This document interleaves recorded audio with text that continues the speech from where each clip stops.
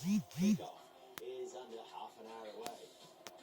What a game we were treated to at Stamford Bridge yesterday, which left Chelsea and Liverpool 10 and 11 points behind leaders Manchester City. United's target is the top four. A win today would see them just a point behind Arsenal, and still with a game in hand, Wolves are ninth and need to win themselves to reclaim their place in the top eight.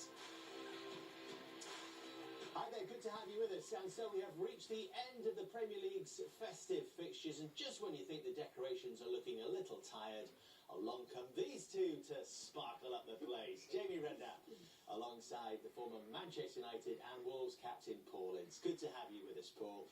How optimistic should Manchester United fans be about this? Phil Jones has been through a lot. He's missed an awful lot of football, but this evening, for the first time in pretty much 2 years, he plays for Manchester United.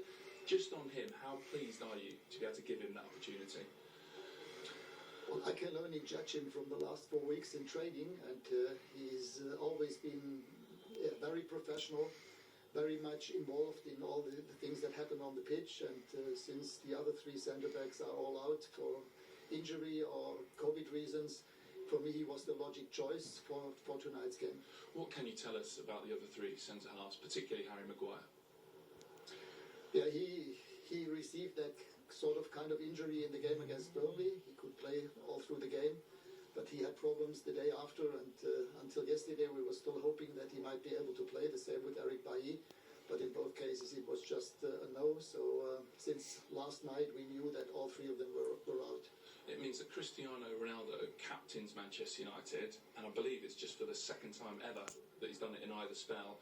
What will he bring to that role, do you think, that leadership role? Well, he's the most experienced player in total. If we count up the time that he has played for Manchester United in total, he has probably been with the club for the longest time. The choice, to be honest, for me was either David De Gea or him, and I wanted to have a field player with the captaincy, and that's why I chose Cristiano. Yeah, Ronaldo takes the armband for Manchester United tonight. Phil Jones has had to wait 712 days since his last game. His last game of any kind for Manchester United, Jamie. How is he going to be feeling right now? He'll be nervous, obviously, because he'll know that everyone reads the papers, the social media, and it's been a long time. I think he spoke recently about not looking at it anymore, and I think it's probably a good thing for him. But what I will say is, from his point of view, he's not got a lot to beat. They've conceded so many goals this year, Manchester United, from all sorts of pieces, set pieces. They've not been good enough in terms of creating a relationship. Nobody has really formed that partnership where the manager can go, yes, that's my best two right now. Maguire and Varane have showed it in certain games. Other games they've looked awful. But for Phil Jones right now, what an opportunity. He's still only 29 years of age. I'm not saying he's going to be the Man United centre-back for the next few years. But go and show what you're about today. Go and show people that you are the player that people were talking about when you first arrived from Blackburn that he possibly could be. No, I definitely have. I mean, I saw this guy when I was manager of Blackburn, and his ability, you know, he's strong, he had pace, he had two good feet, and it's been a really bad time for him.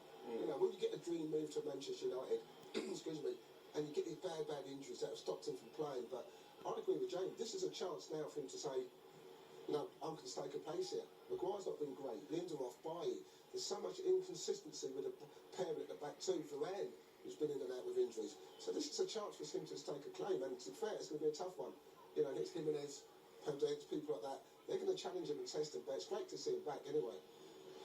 They are the only changes for Manchester United tonight. Otherwise, unchanged from that last performance against Burnley. Scott McTominay keeps his place in midfield. Have you seen more energy about his game? Would you say he's one of the positives?